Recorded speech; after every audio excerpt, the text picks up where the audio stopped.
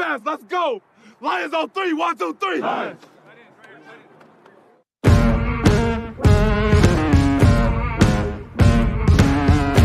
Oh my God! Victory Sunday! The Giants look at their schedule and they go, oh, the Detroit Lions, and they put the big W, right? Right. It's folks, it's everybody that is on the screen right now that is what makes this special, because this organization has been so bad for so long, yet here we all are on a Sunday night at 7 o'clock chopping it up about this football team, because winning 3 in a row and getting this done for the first time since 2017, and like Mark said, having some momentum for this fan base. When we played against the Patriots one game on Thanksgiving, I had a pretty good game too, and it was just the atmosphere is just different. It's just there is just everybody's ready. You get a chance to wear the throwback uniforms. It was just. I think it's a mixture of both. I think you got to have a good program, but I think the city, the way it's viewed nationally, like the people in Detroit, the business people, the money makers, the marketers, they got to market. Welcome to the Detroit Lions News Show, your number one source for Lions news. And we got a great panel tonight. I love all these guys. Thank you, guys. I appreciate you. I'm humbled. Thank you for coming on the show. I love it. John Maakaron, take it away, brother. Take it away. Yeah, it's great to be here with everybody. Always love talking with Mark, Kurt, Walt, everybody here. Thank you, Darcy, for having me. Man, training camp the last 5-6 days have been great. Last week got to see the joint practices with the Giants. We got to see now a preseason contest, and I think everybody was super hyped. I mean, 50,000 people, 10,000 more than they got last year to see a preseason game. It was wild to be at. It was really fun. And to see, all I can do is set the scene. Last Tuesday, you walk into Allen Park, and it literally felt like the NFL world was there watching practice with the Giants. You had reporters from ESPN, NFL Network, Jay Glazer from Fox Sports. You had the who's who of the media watching the Detroit Lions and the New York Giants. And it was a great 2 days to be able to see what the Lions were able to do against a team that is, a playoff team. And I thought that the first day went to the Lions. They were hyped up and they were really hitting on a lot of cylinders, making the Giants offense look really, really meek in that first day. But then the Giants came back on day 2 and rebounded and put some things on tape that will help the Lions get better. And then you got to the game and you got to see, my biggest takeaway was, wow, the defensive line depth is really improved over the last 2 years. You heard Chris Spielman on the alternate broadcast talk about just 2 years ago, he wasn't happy with the depth on this defense. Now he feels like there's competition at linebacker, at defensive line, at cornerback. Brian Branch is making a case to be a starter. So it was wild just to kind of see where this defense has come in the course of 2 years. That was my biggest takeaway of the game. And a practice maybe a week or two ago, we were all sitting there and going, wow, this is a third team rep. And it features Romeo Okwara, Julian Okwara, and Levi Onwuzurike, where maybe a couple years ago, that might have been the first team defense. And now you see the upgraded talent at on the defensive side of the football. And the other big takeaway I had from the last week was, man, these rookies, these players that Brad Holmes are picking, they're ready to deliver right away. There's no wait and see approach. These guys like Jack Campbell, Jahmyr Gibbs, Sam Laporta at practice and in these games, they're doing some things to put themselves out there. And like I said, right now, Brian Branch could be the steal of the draft in what we've seen. I'm just wondering what you guys took away from the last week. Looking at that last week, looking at the joint practices as well, I get the sense that this team has something building. It's not a fluke. I mean, a lot of people in the national media are like, well, we're saying this, but it's still the Lions. But no, it's the Lions, and it's a different breed of lion. This is not your same old Lions. This is not your granddads, your whatever Lions. This is a team that is going to be built for success. And you talked about the defensive line. The influence of John Scott is kind of going under the radar. This guy is a superstar, and what he's doing with Kelvin Shepard and what they're doing with the defensive line, it's going to be trouble for quarterbacks in the NFC North and on the Lions schedule. They had 5 sacks, 11 quarterback hits, and I think whatever, think of 9 tackles for loss. I mean, this defensive line they play aggressive, they play tough, and combined with the linebackers, they play gap discipline football. I love what I saw from the defensive line. That was my most impressive thing, was the defensive line, how they just flew around. James Houston, he didn't get a sack, but he was a disruptor. He was in the backfield the whole game, all the time he was in. Julian Okwara, I guess he must have heard the voices because my man stepped up with 3 sacks. Romeo doing his thing, he in there. And the one guy that kind of flew under the radar was Benito Jones. The guy had a sack and a tackle for loss. I mean, the depth is there, not just on the edges, but in the interior as well. So I love what's going on with the defensive line as well. No, I think my biggest takeaway was from the last week and a half was the wind beneath my wings, and that's what the coach said about the selling out the season tickets. That's great, awesome, great line by the way by the coach. Because you don't know what they're all involved in training camp and so forth, and you're really relating it to the fans right away. And I thought his response was priceless, as most of his sound bites are. And the team is definitely, it's building towards something. And I like what they also said. What he said is, you got to continue to do the work. There is a lot of hype and there is a lot of the media involved now with this team that we never had. We never had hype like this when I was here. And these guys deserve it, but you got to live up to it. And you got to go back to work and do your job. I like the idea of some of the rookies of Gibbs, especially Laporte is way ahead of the curve. Jack Campbell is a Chris Spielman in a more athletic body. I came in with Spielman years ago. They're building towards something really special, I think. And, I had reservations about this opening against Kansas City in Arrowhead, which I've been to. And, the head coach just said, no, we're going to get, and we're.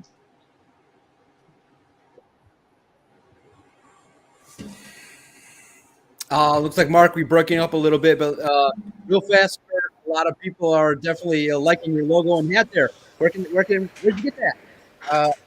Actually, this is my gear. It's Kurt Steele gear. Live History Night, they help sponsor my gear.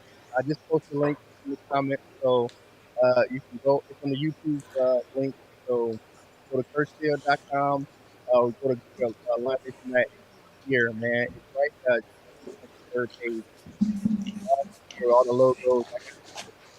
I'm saying this says "What Up, Doe" on it. I got a Boss Up and Ball Out shirt with this logo. My Regal Lion, man.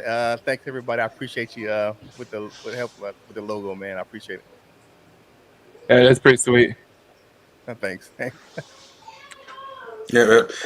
So I got a few things I want to touch on because I was like very, very happy. As happy as anybody can be for a preseason game. I think for football fans, football fanatics like us, we watch preseason. We watch every preseason game for specific reasons. I was proud because I think for a long time, first of all, they only had 6 penalties. I'm not going to make a big deal about the 6 penalties. But for the most part, after I compare our first game to pretty much everybody else's first game around the league, our rookies looked the most confident and ready to play out of every other team. I thought the team, they pretty much kept everything the way it should be. And what I mean by that is, normally in the first preseason game with rookies, you see guys making mistakes. You see guys looking unsure of themselves. You can take a look around the league at guys like, even though it's the quarterback position, but C.J. Stroud,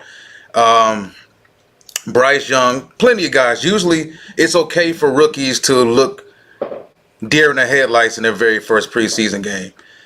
Our rookies look great. It was only one game, but they look confident, and I think that's a testament to the coaching staff. Just a year ago, this team was 1-6, and you had people around here calling for Dan Campbell's job.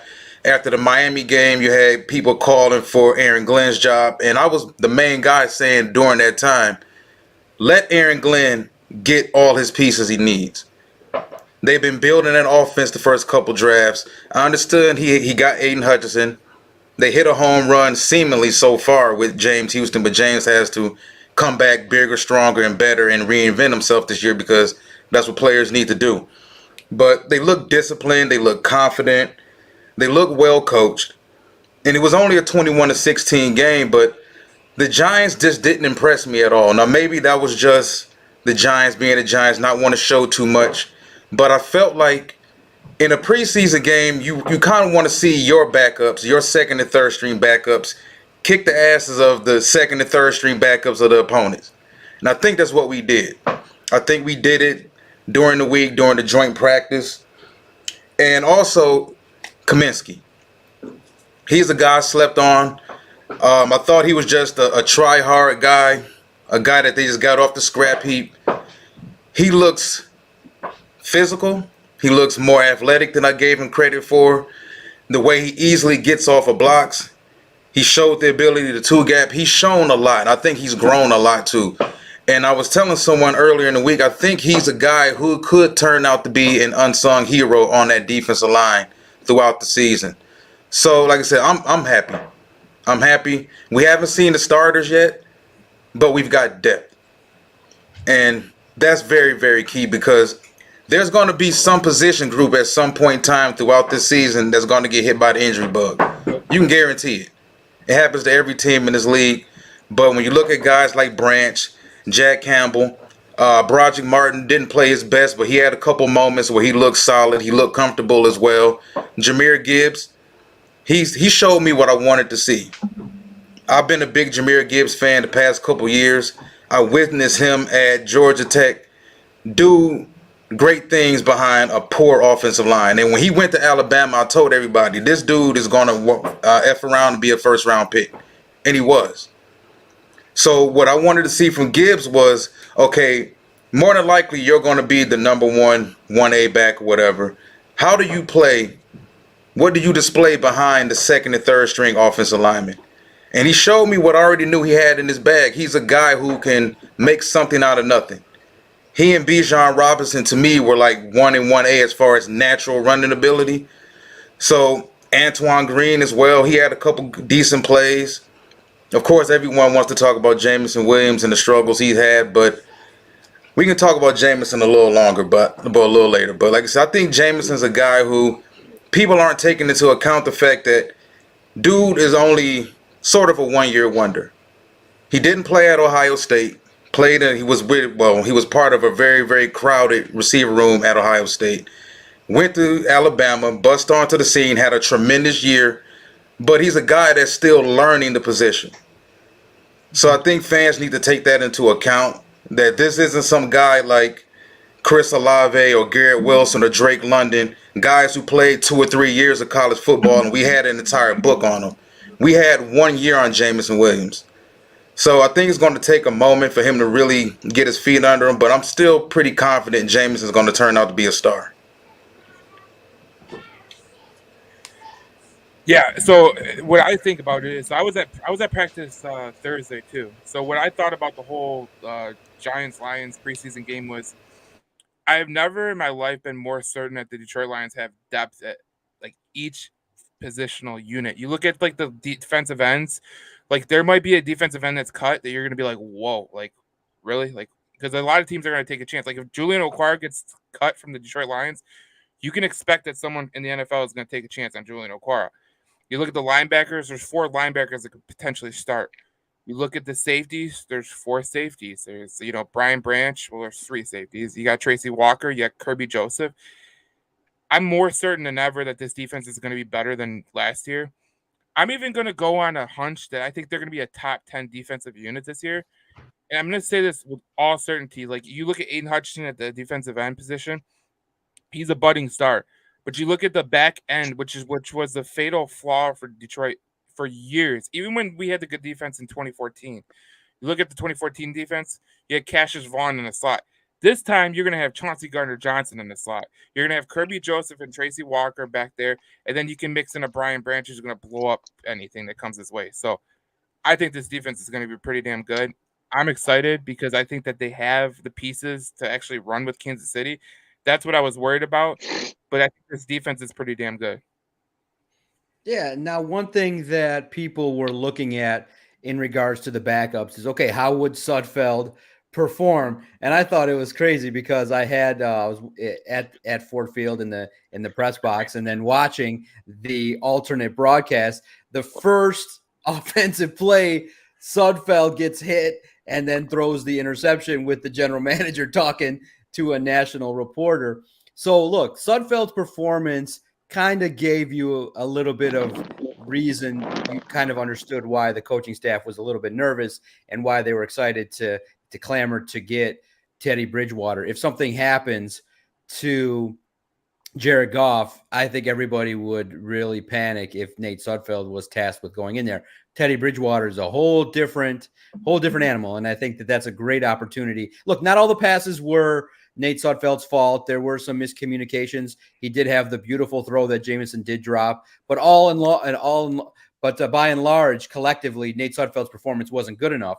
So hopefully this week he'll acclimate himself a little bit better with the Jaguars, because if he doesn't, his time in Detroit is not guaranteed. Even though the Lions were the team that wanted that third emergency quarterback situation, there's no guarantee that Sudfeld's going to keep his job. And his performances haven't been, since the Teddy Bridgewater news has swirled, it hasn't been that great. So I do think that adding Teddy Bridgewater is going to be something that is going to help the Detroit Lions. I do think that, Sudfeld really, in all honesty, is a number 3 quarterback.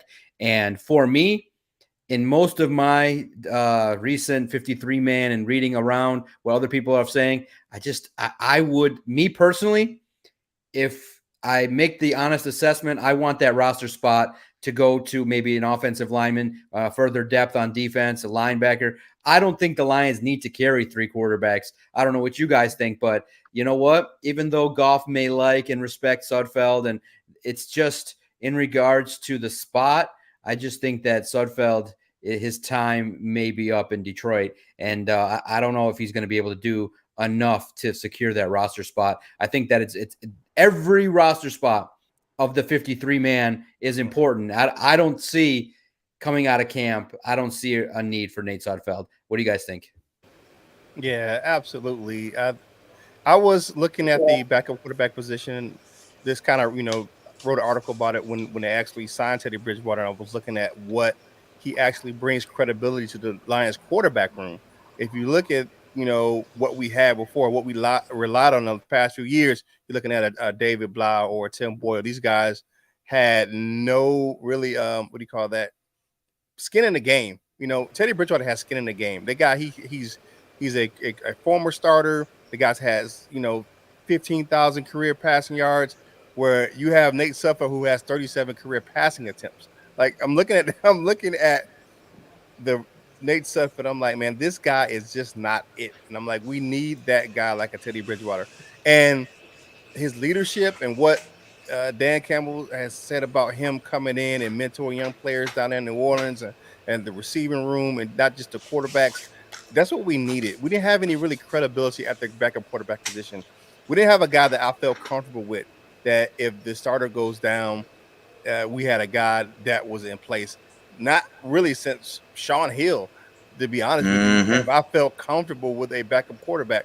The last guy that had a lot of skin in the game, that had a lot of starting time as a backup quarterback, was Dante Culpepper. Way back when, 2008, 2009. That's the last quarterback we had that had like a lot of experience as a backup quarterback. So you're looking at what Teddy Bridgewater brings to the team. I like I like the signing. I was all for it. I'm like, Teddy Two Gloves is the perfect fit, because he brings that leadership and those qualities, that mentor, and what he brings. And I'm not afraid if Jared Goff goes down that we will lose. If Sudfeld was going, I'm like, we're losing. Any game he starts, I'm thinking we're losing, but not with Bridgewater. I'll just be honest with you. I'm like, Sudfeld's in the game. Yeah, that's an L. But I love the Teddy Bridgewater signing. I hope that Sudfeld can elevate his game to be a practice squad, because he's a practice squad guy or a third string guy. But I'd play Jack Fox at quarterback before I played Nate Sudfeld. That's just me. I feel more comfortable with Jack Fox coming into the game. But love the Teddy Bridgewater signing. Good job by Brad Holmes for bringing him in.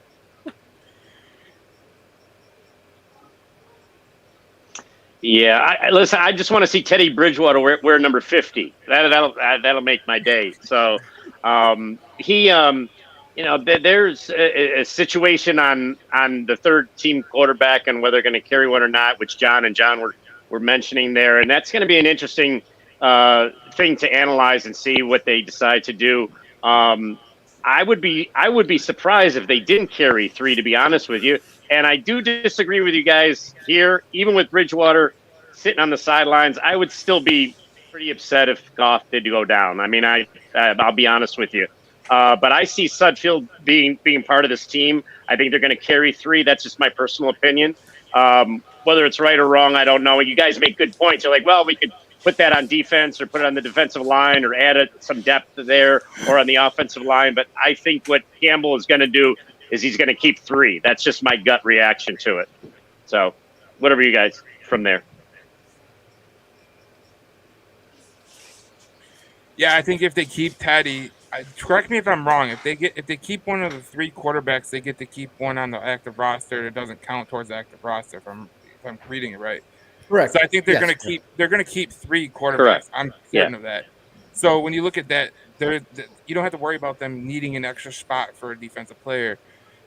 Look, if Goff goes down, you were obviously worried if Goff went down because obviously Nate Sudfeld is not a useful backup. But then you go across the league and you look at backups across the league. Like, if that starter goes down, you are absolutely screwed. Unless you're a San Francisco 49ers and you just had the fountain of quarterback youth. That's it. And Kurt made a good point about they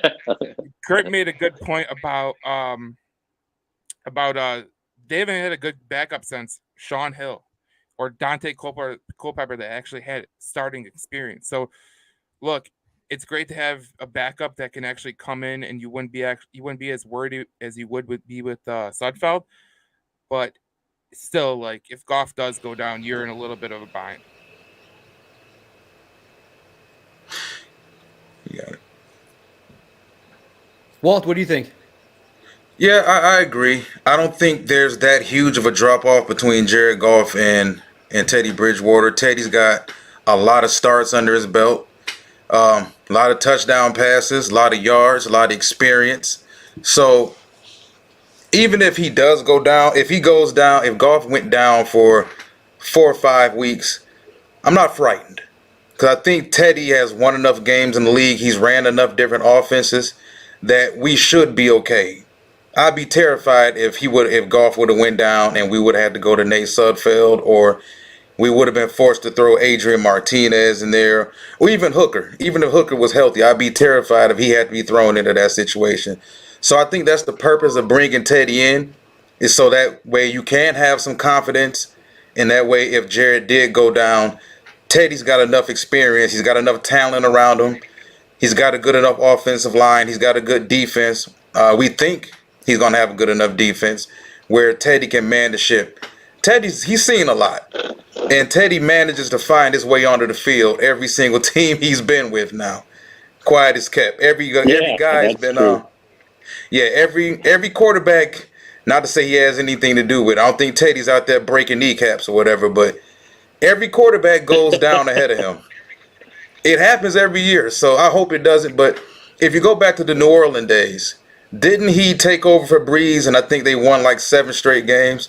Now, that was Sean Payton at the helm, and there was a lot else going on. But, yeah, I think it's possible. Yeah. I'm pretty confident in Teddy. But, yeah, Nate is – oh, boy. And that's like going back to the University of Indiana. And I remember coming out, there were people who wanted him here. There were people on the radio station, and I'm not going to name any names. There were people who actually wanted Nate Sudfeld here. And it's refreshing to me. I think this organization is doing it no holds barred the way it should be. They don't give a damn about people's feelings.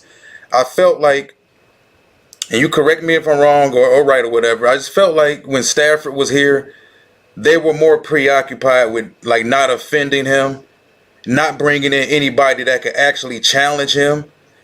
Hence Brad Kaya, hence Jake Rudock, hence any stiff that they decided to plug in here.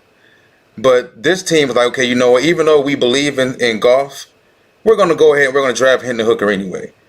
We're going to talk to Jared about this and that. They even said he talked to Nate Sudfeld. How much that really matters, I really don't know, because I don't know how much cachet or pull Nate really has. But everyone sees the same film we saw from this past week. Nate's got, what, one start under his belt? I think he started that final game with the Philadelphia Eagles a couple years ago when there was all the hoopla around them potentially trying to throw the game or whatnot. They made sure they threw Sudfeld in there when it was time to throw the game, though. So it's I'm just saying I'm proud. I'm proud that we finally got a GM that knows what he's doing. We've got a head coach that got the opportunity, knows what he's doing. There were people that wanted to throw Dan Campbell out last year when his team was 1-6, and they fixed things. They got things together. So I'm cool with the quarterback situation right now. I agree with Mark. I think it's the wise thing to do in this day and age to carry 3 quarterbacks, period. And that's the wise thing to do today, because in the blink of an eye, golf could concussion, elbow injury, rotator cuff, anything can happen. Anything. And you're looking at a situation where Hooker won't play this year. He's not going to play. So as much as I don't care for Sudfeld, would the wise thing be to keep him over at Martinez? Because you really don't want to throw Adrian Martinez in there either. Well, we've seen enough of him at Nebraska, so. Oh, Kansas State. Yeah, we saw enough of him at Kansas State also. Yeah, well, we saw him in Nebraska, and both Michigan and Michigan State fans both benefited from him. So, look, like Walter was talking about, they've rebuilt this roster, and they've made the right additions at the right time. Here's what you got to know. Like, the general manager's job is always to make sure that the roster is at its peak. And when you look at this roster right now, he added a Teddy Bridgewater, which was, you could say, was a weakness, part of weakness to the Detroit Lions.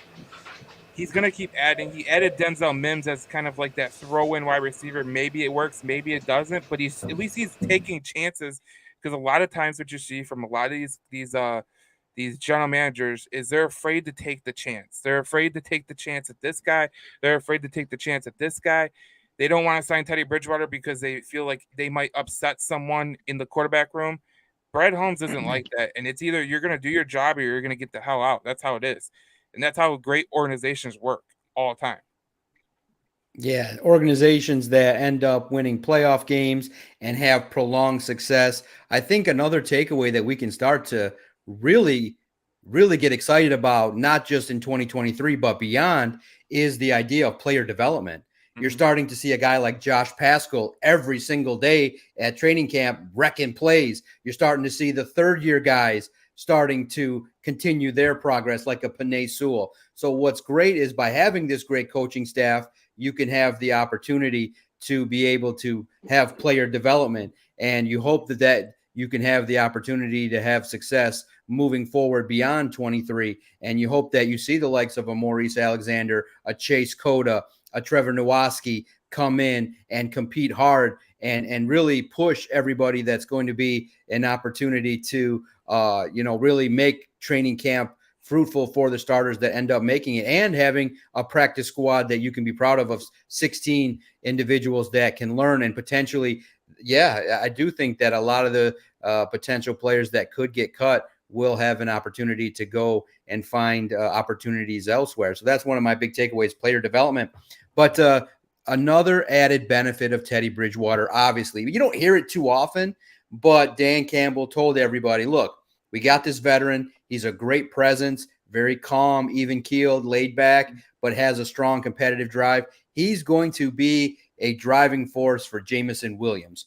And you don't really typically hear that too often, where the quarterback's going to come in and mentor a wide receiver like that and talk about it openly. But this is the case with Jameson. And to the point of, he's young, But at the same time, the NFL, it's not really meant for a lot of patience in development. And given the fact that Jameson suspended, many people's expectations were that he would come in throughout training camp really ready to go and perform every single day. And then you had the drop, which was probably the biggest negative of the preseason contest. And you realize, okay, Dan Campbell coming out really put a bullseye on Jameson, because I never really heard a head coach kind of in that manner say a receiver, well, he's not really going to be an elite pass catcher. I understand the skill set that he's going to have with getting open, but if he's not going to catch the football, it's going to be a problem. And I do think he can be an elite pass catcher. I think you can develop into that through the sheer amount of hard work and being able to get open and be reliable. I think Jameson can be a solid pass catcher. So in my mind, I don't want to lower the expectation for Jameson Williams. I want it to be where he continues to progress. And yeah, he did have the one-handed grab for the 2-point conversion. But in the long run, if you leave touchdowns on the board, you gave up 4. You know, you didn't score the 6-point touchdown. So you got the 2-point, but you didn't get the easy 6 when you were wide open. And I think that puts the target right on Jameson, who's had his training camp, when I look at it in totality. And I know a lot of beat reporters, they get out to practice even before drills and stuff like that.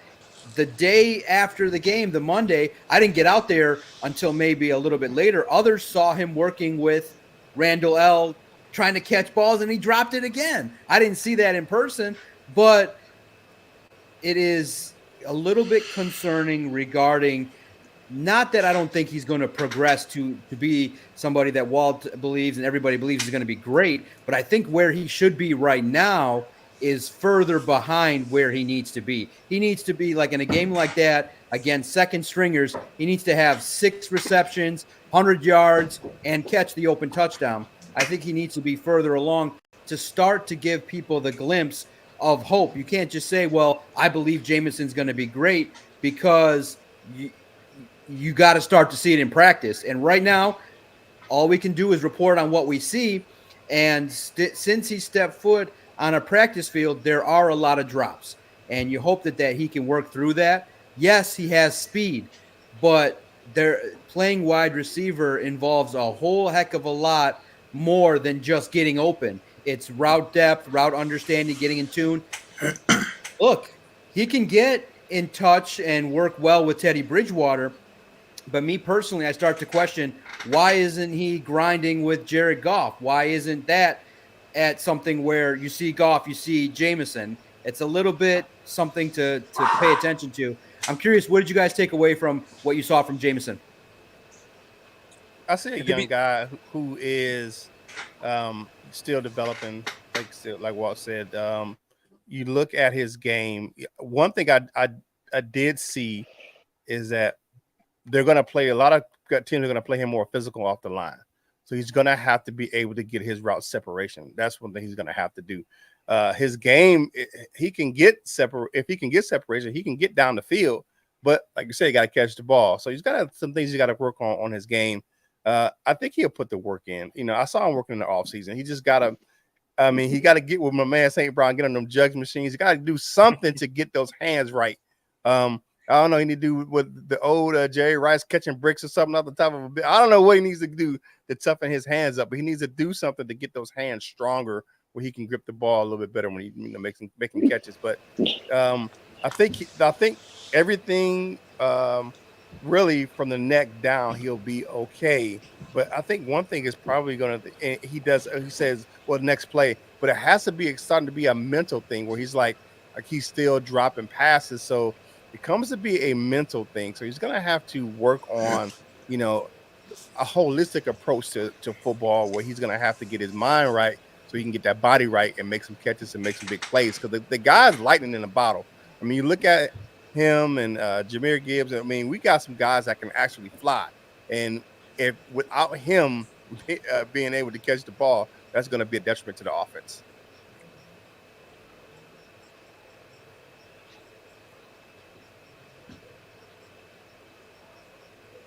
Yeah, Mark, how do you view it? No, I think from a receiver standpoint, I think the elephant in the room is he's not going to. He's suspended, and while they got a high pick on him and so forth, and he hasn't been able to deliver, and then he gets suspended. But I mean, when you're not playing week one, I just know how the sentiment is around a football team. Yeah, you're practicing, you're involved with the team, but you're suspended, and so you're not with us the first four. The ship sails with or without you. So that's a little bit of a tarnish on him, obviously, during training camp, because he's not going to be with us for the first 4 weeks or 6 weeks. That's my take on it. And 6 weeks. I mean, that's a long time. I mean, he's not going to be out there until the end of October. So. Yeah. I mean, so it tarnishes what he's doing right now anyway. I don't know if you guys agree with that. Of course, you want them to perform well all the time, but he's not part of the team for 6 weeks. And, that sucks, but that's the way it is. Yeah, Mark, I do want to call on your experience real fast, being a former player.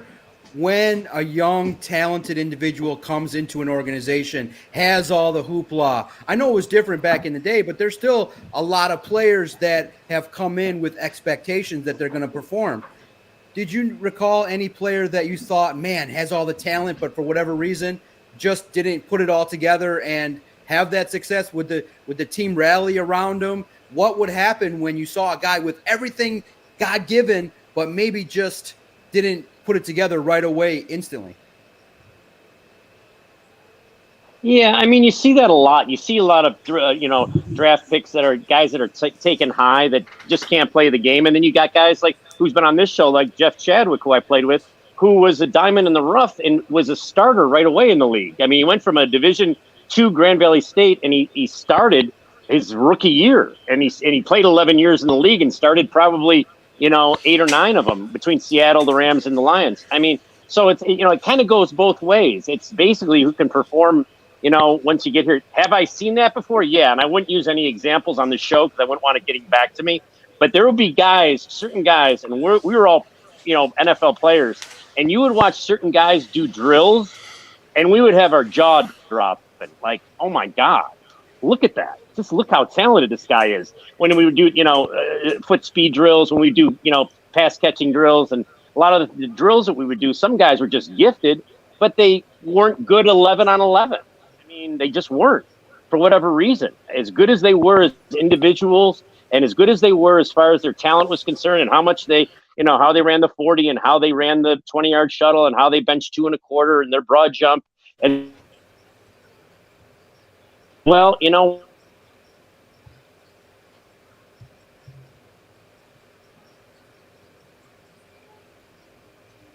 because everybody's so talented, and I wouldn't say that they don't perform well, they just disappear. That's my take on it. Go ahead, Walt. Yeah, I mean, I agree. I'm gonna go back to like my initial point about Jameson, and because I'm always about the draft, so I'm gonna go back to Jameson when he was at Alabama. He was lightning in a bottle. He was fun to watch every Saturday for Alabama. But if you look at his route tree at Alabama, just look at it for what it was. It was fades, it was deep posts, it was comebacks. They either kept the football right in his face, or they kept the football where he could track it over his shoulders. You didn't see any slants. You didn't see too many digs. You didn't see too much complexity to his route tree. In comparison to a guy like John Mechie, who was there the year before, Mechie ran every route in the book for Nick Saban at Alabama. So, like I said, I think he's still a guy who we don't know. As much as I like Jameson Williams, we honestly don't know because we only have 1 year of production. It was great production, but still it's only 1 year in comparison to a guy like St. Brown, who was a 4-year player at USC. Hard worker, chip on his shoulder. You know why he has chip on his shoulder? He wasn't the most physically talented guy. He was told he was too slow. He was told he wasn't big enough. He was told he wasn't quick enough. And St. Brown's going to carry that attitude and that chip with him throughout his entire career. In comparison to a guy like Jameson, who had one flash in the pan year and became a high first-round pick. Now, that doesn't mean Jameson can't turn out to be anything, but like I said, I think he's a guy who, when I go back to the draft, I said even when they drafted Jameson may need to be rebuilt. because he really doesn't know a damn thing about actually being a receiver, nuance-wise. He's that guy that was so super talented. Just think about that receiver room he played with at Ohio State. And that was what the same year Marvin Harrison Jr. got there is when he booted out. Like, that was a deep receiver room that he played with. So, like I said, he was the one baby out of that group that couldn't see the field because everybody else was more skilled and more nuanced than him. So I think ultimately, at the end of the day, Jameson's going to be as good as Jameson wants to be. And I'm going to say something we haven't said about a Lions locker room for a long time, probably ever. This is the perfect environment for him. Having a guy like Marvin Jones with him. Having a guy like St. Brown with him. Having a guy like Josh Reynolds. Reynolds is another guy who had to get out of the dirt. Reynolds wasn't a high pick. I don't think Reynolds was even drafted at all. Reynolds is another guy that was slept on and was thrown away with a chip on his shoulder.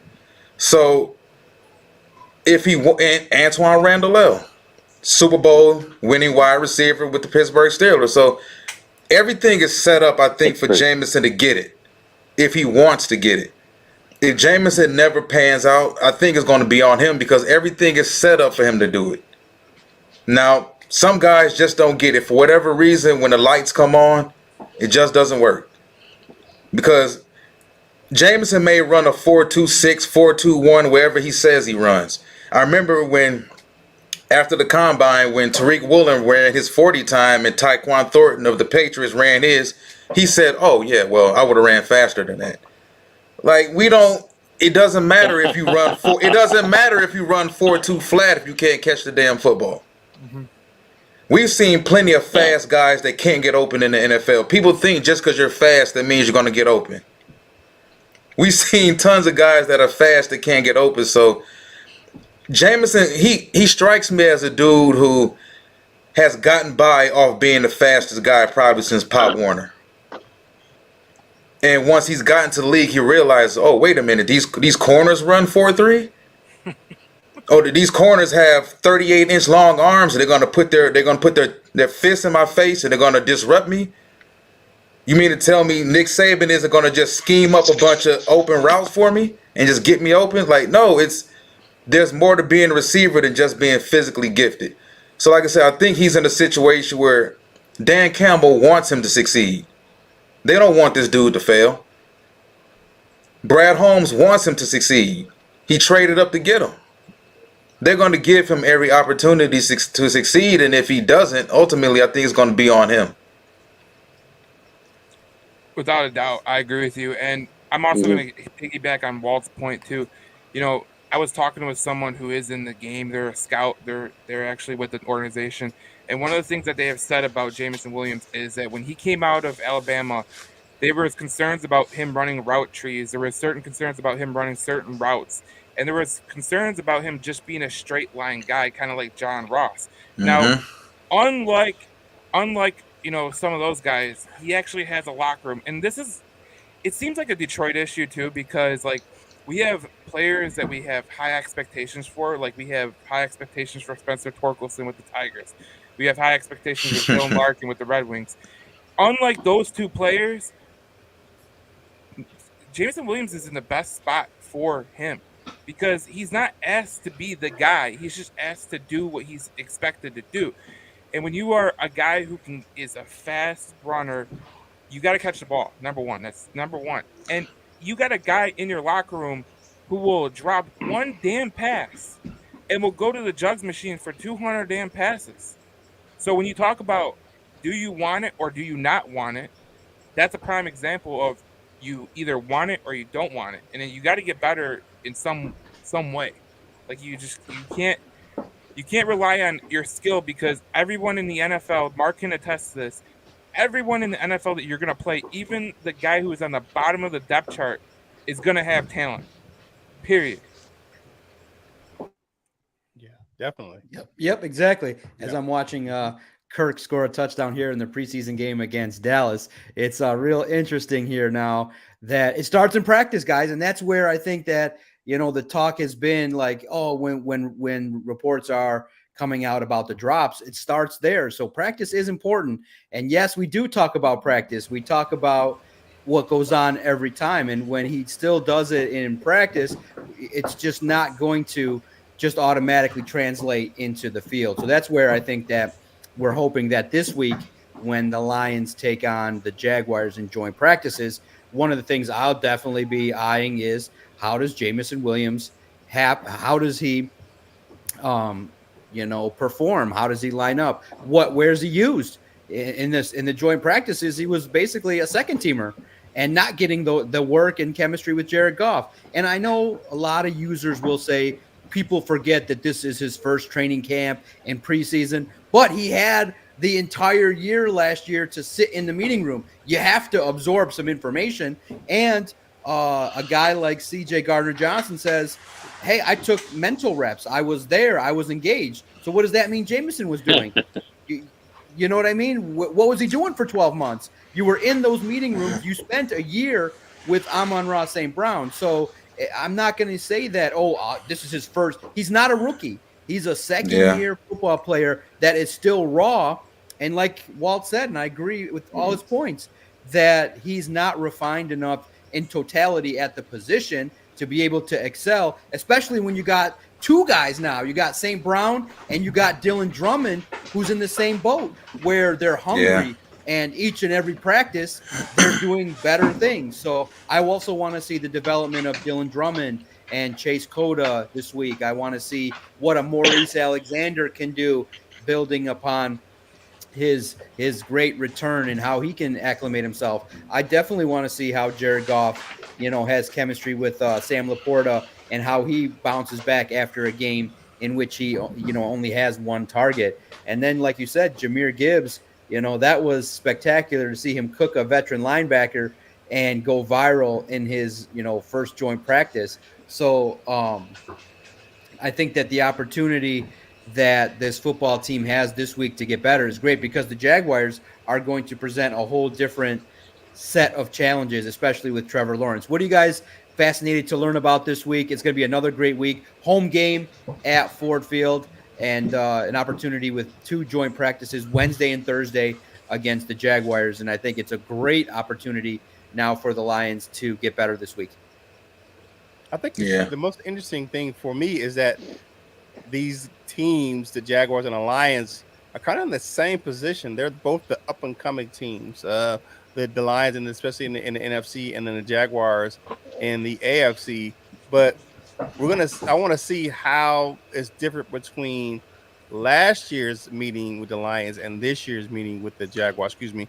So you look at those two teams, man. I want to see how the secondary plays against Trevor Lawrence, and I want to see how the offense goes up against that young Jaguars defense, and can they go out there and kind of move the ball around and just make sure that they can get up and down the field, because they did it last year. But has the Jaguars made enough adjustments to kind of slow the Lions down? Because the Lions offense, and it gets humming, it can go. So if you look at that, and Jacksonville has a young defense that was supposed to be playing pretty good last year, but they couldn't stop the Lions. So can they make the adjustments to make it a kind of a fair fight during the joint practices?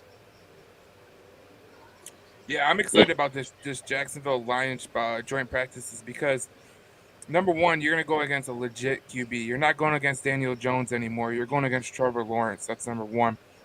Number two, all you hear out of Jacksonville right now, and I've followed some Jacksonville people, because I followed the team because I got to know someone that works for a team. One of the things you hear about Jacksonville is Calvin Ridley is absolutely he's dominating. Yes. He is dominating practice with the Jacksonville Jaguars. So if you ever wanted a test for your secondary, this is it. Because Calvin Ridley, you talk about a guy who is hungry to reclaim what he was. Guy gets suspended for a whole football season. He comes back. He goes to another team. He's ready to strike. Like, he needs to hit the ground running. And from all reports of Jacksonville Jaguars camp, he's been dominating. And I just want to see what Cam Sutton does against him, what Jerry Jacobs does against him, what this Lions defense does against the Jacksonville Jaguars, because there's tons of talent on that offense. Tons. You got Travis Etienne. You have Kirk. There's tons of talent on that team. So if you can hold your serve, I'm going to be more confident about the defense than I was even this week. Yeah, I think I agree with you guys. The both teams are on a par. Jacksonville is the up and coming team in the AFC, and the Lions are the up and coming team in the NFC. I think it's going to be an interesting test. I would say these two teams are right on a par. Now that I think about it, Kurt brought it up, I think, the first time, but going against a Trevor Lawrence, and that's, he was a 5-star coming out of high school, and what he did at Clemson and everything, and now what he's done under a good coach and not that crazy guy from that OSU program. Yeah, that Urban Meyer. Yeah, he's no longer there. Yeah, that nutcase. Okay, we're in Michigan, right? So yeah, we can say that. But good for Trevor Lawrence. But it's gonna be exciting. And I gotta say this, because I get to do a lot of podcasts because I get this little label that says former NFL player. You guys are the most knowledgeable guys that I've ever been on a podcast with. I just want to tell you that. So just for the hell of it. Anyway. I appreciate it. Thank you. Appreciate it. Yeah. Yeah. I'm gonna stick with Jameson. I want to see what he does this week. I want to see if he plays into the third quarter. I want to see if he looks more consistent, more comfortable catching the football. I want to see what his routes look like. I want to see him separate. Because I want to piggyback off one thing Joe said a few minutes ago. He made the John Ross. Well, he didn't make the comparison. He brought John Ross up. Yeah. Mm-hmm. I never felt like John Ross was a football player, though. Like, he was a track guy. He was a track guy in high school. He was a track guy at Washington. He always came across as a guy that was just super fast that could outrun double coverages. Well, how many speed guys have we seen come into the league that teams thought, 4-3-3, 4-2-8, we're going to be good. You're going to just run past everybody. We're going to light up scoreboards. We've seen Hollywood Brown. We've seen Corey Coleman. We've seen, Rondale Moore, he ran a 4-3, but he got drafted later. Henry Ruggs, I thought Henry Ruggs was on his way to being a decent player until that terrible night happened. Darius Hayward, Bay, like, we've seen so many guys get drafted. Man. Track guys. Why is it so difficult for track guys, especially receivers, to really transition to being receivers? Because none of those dudes, when was the last time, Tyreek Hill? Now, Tyreek Hill's a different example. I think Tyreek Hill's a complete dog. Yeah. He's actually a football player. He's a 6'5" guy and a 5'9" body. So he's a little different. But I'm a big advocate of football players being born. Yeah. You can't take some skinny, super fast guy off the track field. Remember you were in high school, like for everybody that played high school football, and the coach would just hang around track practice, and whoever was fast, hey, you, come over to the football field. Like, you can't just turn guys into football players. Now, what I think about Jameson wants to block, which is unusual, especially for a 170-pound wide receiver. He wants to actually be physical and F people up. So that part of me thinks that, okay, you know what, maybe we do have something. Jameson really wants to be a football player. He's really a football player at heart. But he's also a track guy, and we haven't. The track record of these track guys in the NFL making it big isn't long at all. No. It really isn't. When was the last time outside of Tyreek Hill, who started out as a late-round pick? He would have been a higher pick if it wasn't for some issues he had at Oklahoma State. But Randy Moss, for that matter, Tyreek Hill, I mean, the receivers who make it are the guys who are nuanced, who can do all the little small things, the guys who really put in the work. We've seen too many of these speed guys fizzle out. Look at Mims. Mims was inconsistent as hell at Baylor. Good year, bad year. Good year, bad year. And it just so happened his final year at Baylor, he really burst onto the scene. He got drafted off of his size and his speed. Now, for one thing or another, or a few, things didn't work out with the Jets. I don't know how much I can blame him or blame the Jets, because the Jets were a complete dumpster fire the time he was there, leading up to last year for that matter. But like I said, part of me gets kind of worried about Jameson, because the track record for these speed track guys just isn't good for the NFL. Yeah, I agree with that. Yeah, no. Well, I'm an 8-year coach. So the first thing you do look for is speed, because you cannot coach speed. You can coach hand technique, you can coach routes, You can coach everything, but you can't coach speed. So this is the first thing. I was in communication with Chuba Hubbard back when he was 15, and he was almost running the 100-meter dash under 10 seconds. Almost at 15. He had offers coming to him at 16, like 17 offers. And he chose to go to, what was it again? Oklahoma State. Oklahoma, the same place Barry Sanders went to. So that's the first thing you look for, unless you're looking for, the big heavy guys, right? And then you're looking for flexibility, bend, all that kind of good stuff. I get it, and it hasn't worked very good for all these speed guys that have came into the league. But everybody, you look at the combine, and they're all like, "Oh, did you see how fast he went? He went 4.22." And they make such a big deal of it. Have you noticed, like Cam Sutton is the second fastest speed ever recorded in the NFL? Did you know that? Yep. Next gen stats. Yep. Next gen stats.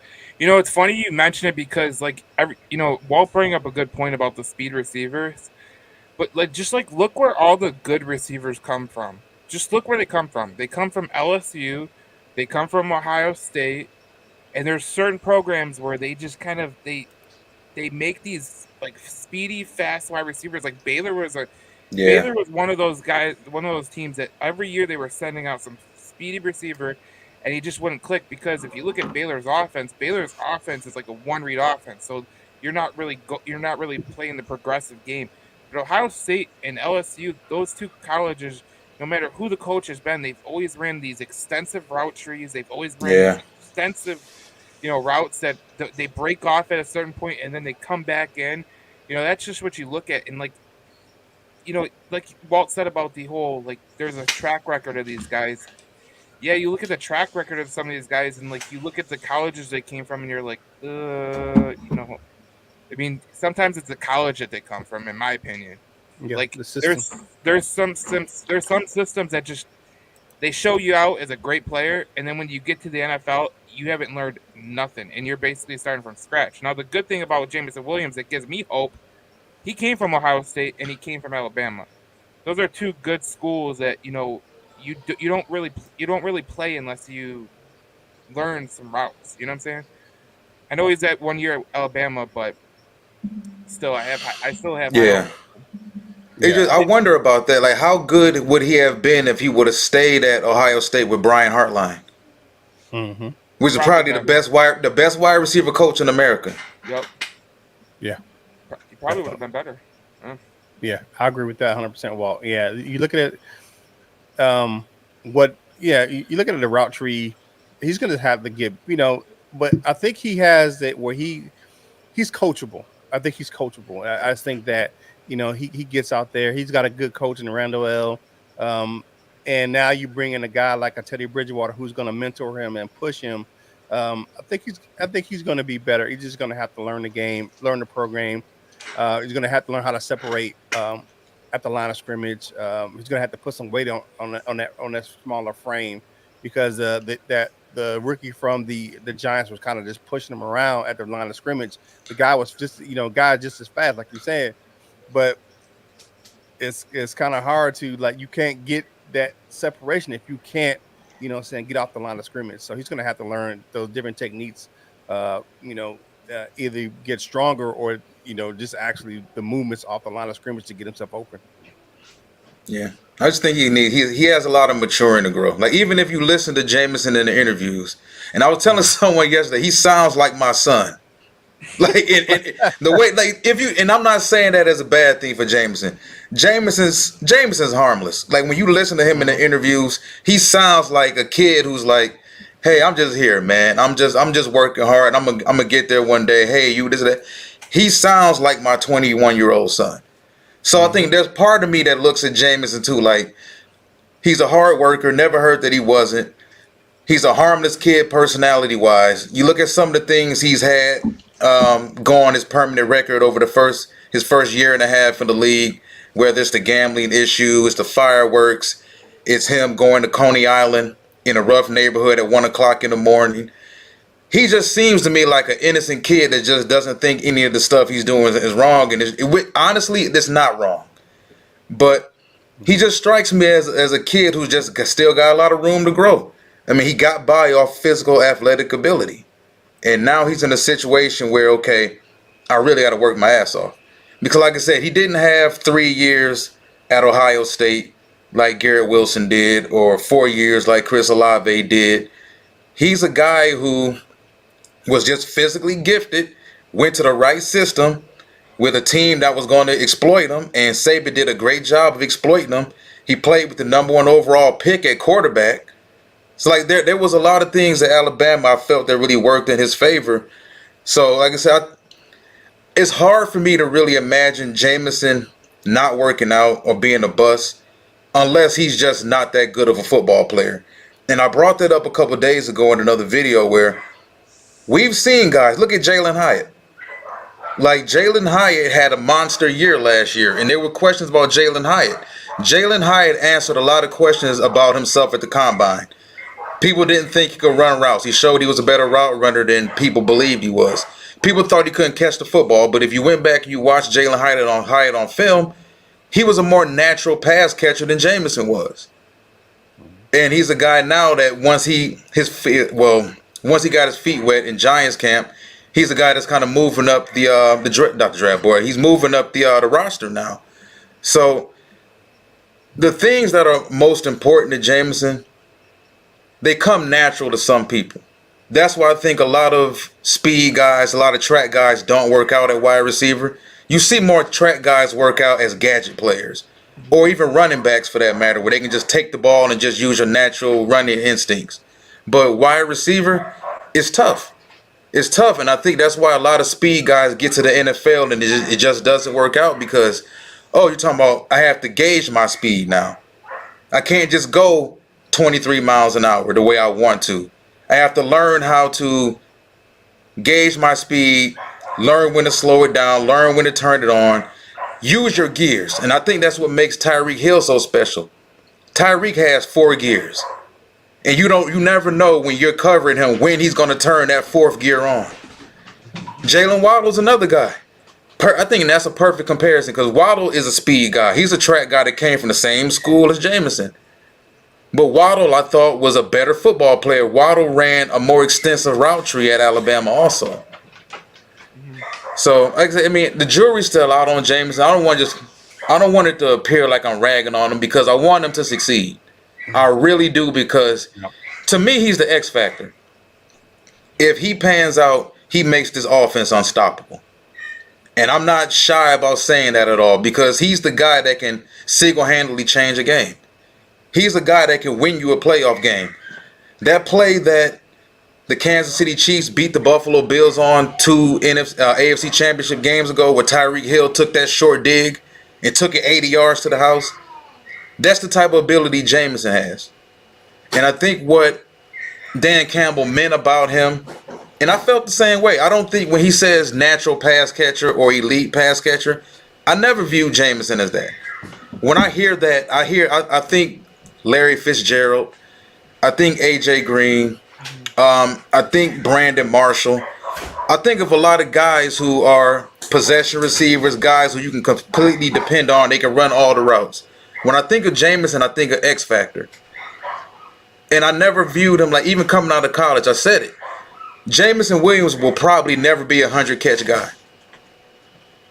He may be more of a 78 to 85 catch guy, but may get you 1,600 yards and 14 to 15 touchdowns. And St. Brown may be the 100-catch guy consistently. Yep, I agree. Myself, when I coach these kids and I got a real fast kid and he can't catch, he drops everything, right? I teach him to catch with his body, like Golden Tate used to.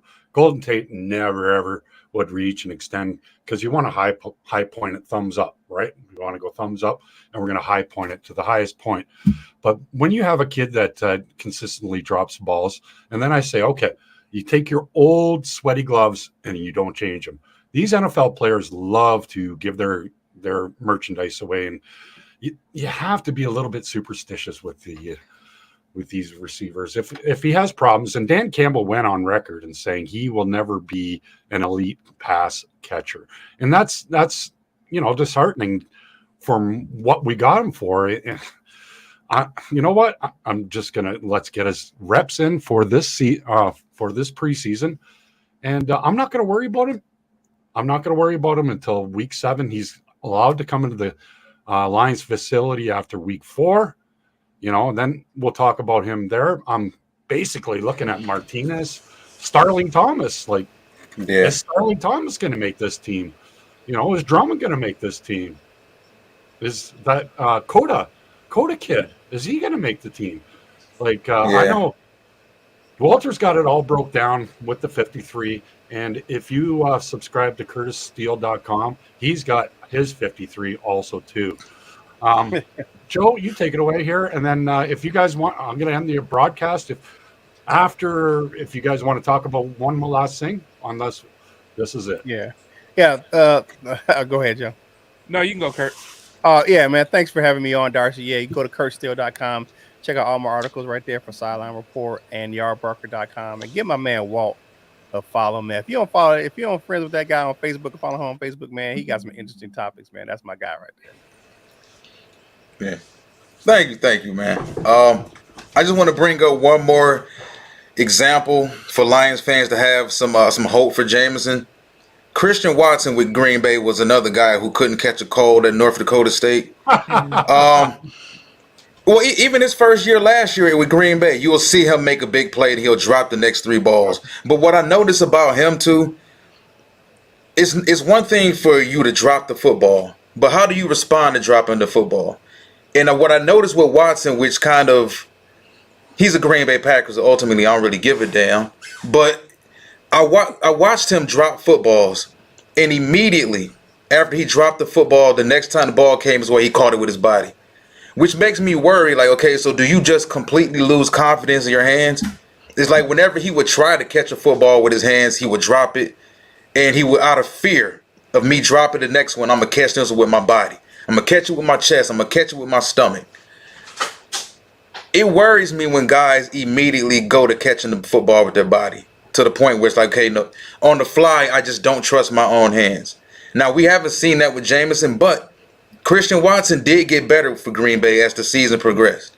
So I think that's something that Lions fans can hang their hats on. Jamar Chase is another guy, struggled catching the football when he first came in the league. And since then, he's been catching everything. So, but Chase is also a guy who could catch the football. He had no issues with catching the football at LSU.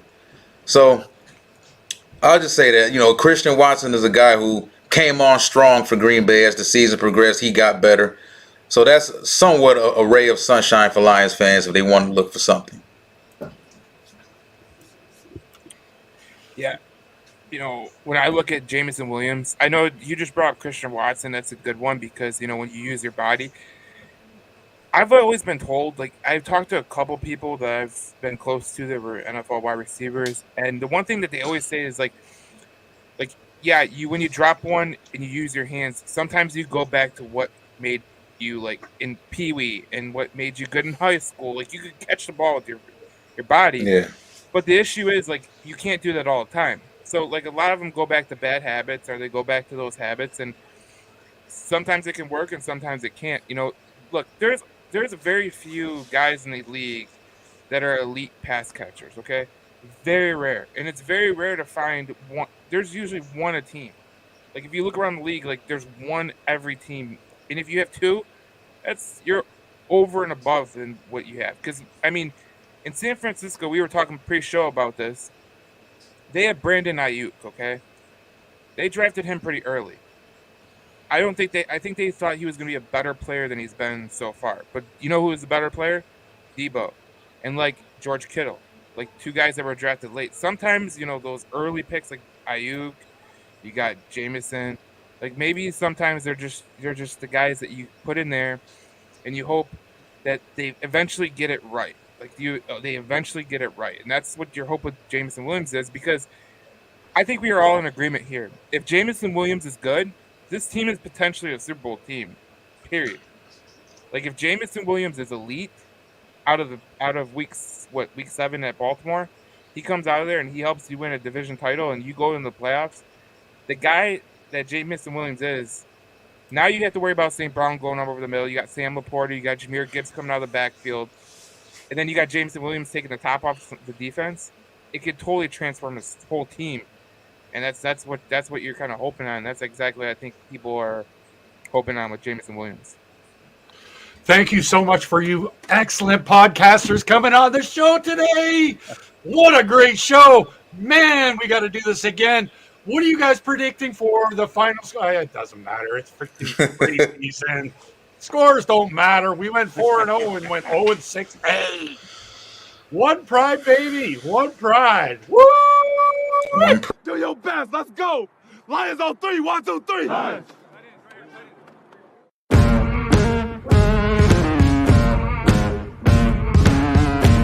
Oh my God! Victory Sunday. The Giants look at their schedule and they go, "Oh, the Detroit Lions," and they put the big W, right? Correct.